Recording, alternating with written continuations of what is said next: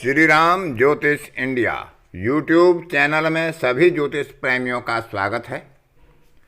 आज की कक्षा का विषय प्रसंग है कि यदि कोई ग्रह अपनी नीच राशि में होता है और उच्च नवांश में स्थित हो जाता है तो वह अपने प्रभावों को किस प्रकार से परिवर्तित कर देता है।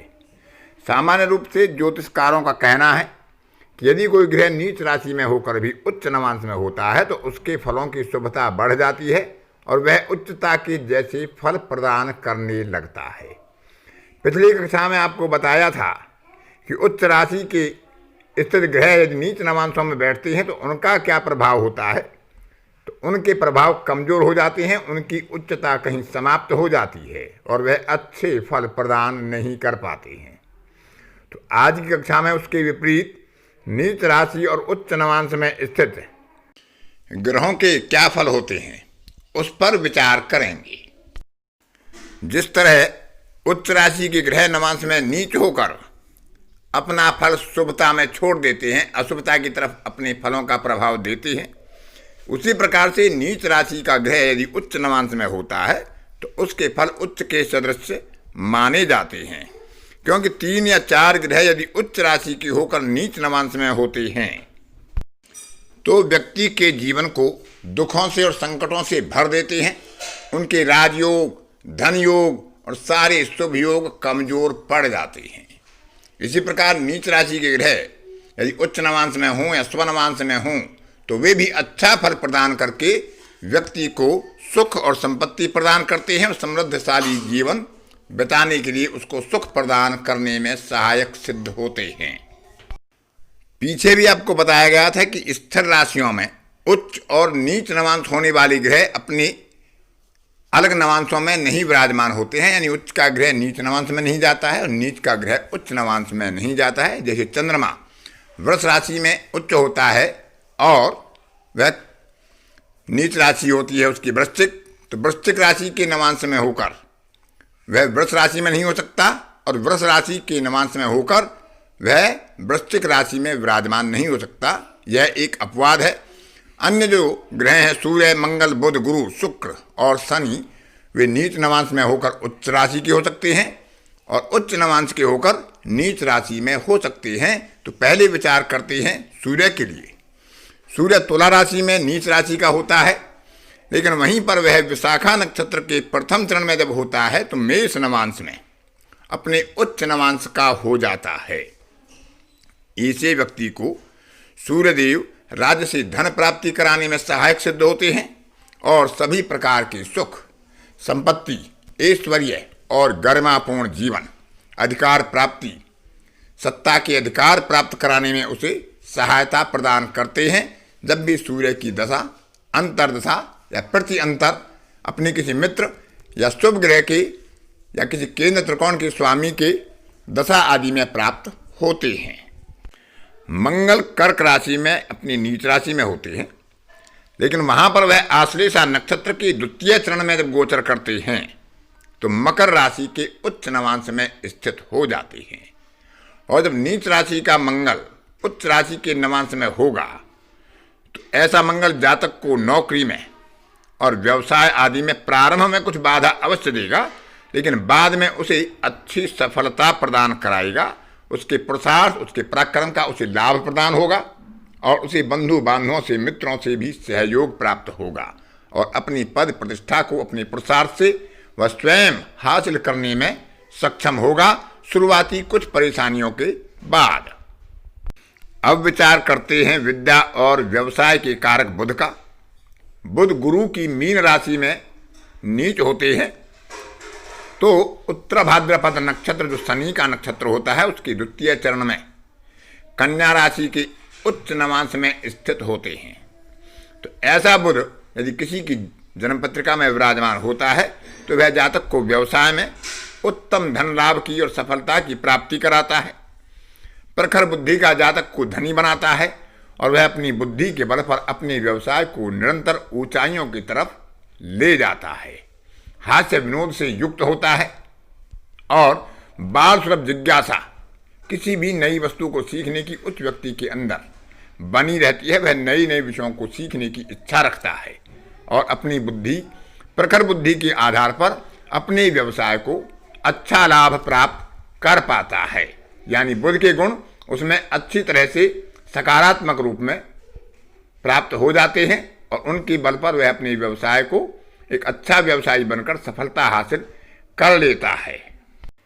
देवगुरु बृहस्पति मकर राशि में नीच राशि में होते हैं, लेकिन वहां पर वह अपने मित्र चंद्रमा की श्रवण नक्षत्र में चतुर्थ चरण में जब आते हैं तो कर्क राशि के उच्च नवांश में स्थित हो जाते हैं।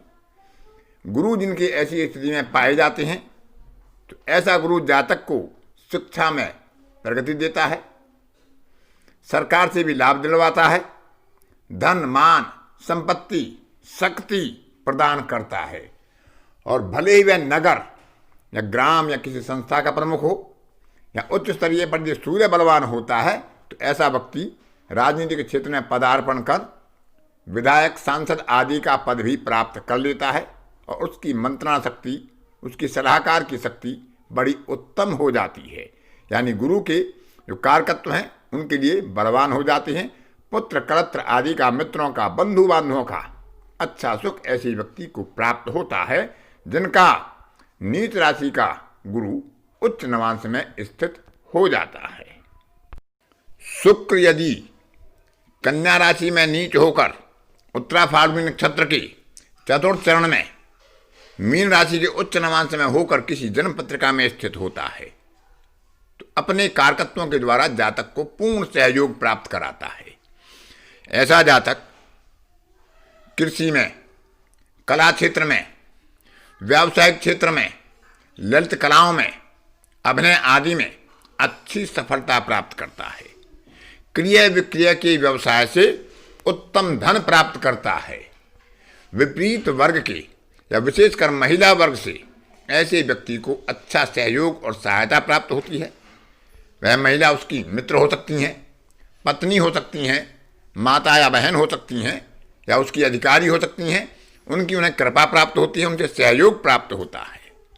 तो शुक्र के जो कारकत्व प्रबल हो जाते हैं, सौंदर्य प्रसाधनों के व्यवसाय में ऐसा जातक अच्छी सफलता प्राप्त करता है। अभिनय आदि, कला, गीत, संगीत आदि के क्षेत्र में भी जातक को अच्छी सफलता प्राप्त होती है जिनका शुक्र नीच राशि का होकर उच्च नवांश में विराजमान होता है।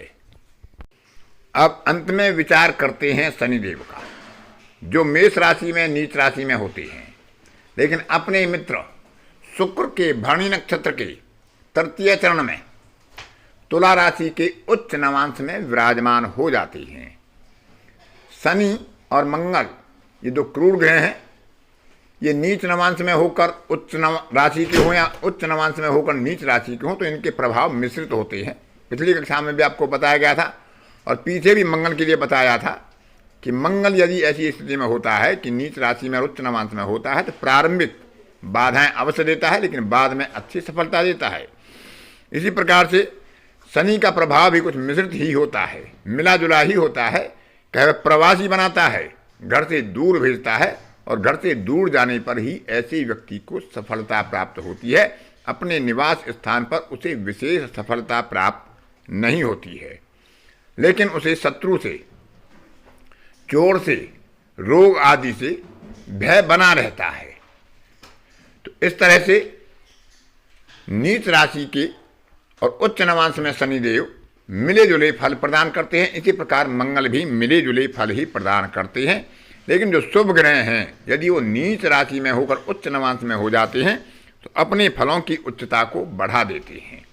अब ऐसी स्थिति में एक विचार हमें और भी कर लेना चाहिए कि जो नीच के ग्रह हैं उच्च नवांश में बैठे हैं लेकिन यदि उनका नीच भंग भी हो जाता है तो यह और भी उत्तम राजयोग प्रदान करने वाले हो जाते हैं, क्योंकि एक तरफ नीच भंग राजयोग का निर्माण होता है और दूसरी तरफ उनका नवांश उच्च राशि में बन जाता है। तो उत्तम और योग कारक फल प्रदान करने में ऐसे ग्रह सहायक सिद्ध होते हैं और अपनी दशा अंतर्दशा में अपने कारकत्वों का, अपने आधिपत्य का और अपनी दृष्टि आदि का भरपूर फल जातक को प्रदान करके सुख संपत्ति और समृद्धि प्रदान करने में सहायक सिद्ध होते हैं। तो इस तरह से हमें नीच राशि के ग्रहों का नवांश के आधार पर भी विचार करना चाहिए। यदि वह उच्च नवांश के अलावा स्वनवांश में भी होंगे तो भी उनके फल अच्छे ही होंगे, खराब नहीं होंगे। फिर भी शनि और मंगल के बारे में थोड़ा सा विचार करना चाहिए, क्योंकि उनके फल मिले जुले होते हैं। आज की कक्षा में इतना ही। अन्य किसी कक्षा में फिर किसी नए विषय के साथ आपसे मुलाकात होगी। तब तक के लिए अपनी वाणी को विराम देता हूँ। धन्यवाद।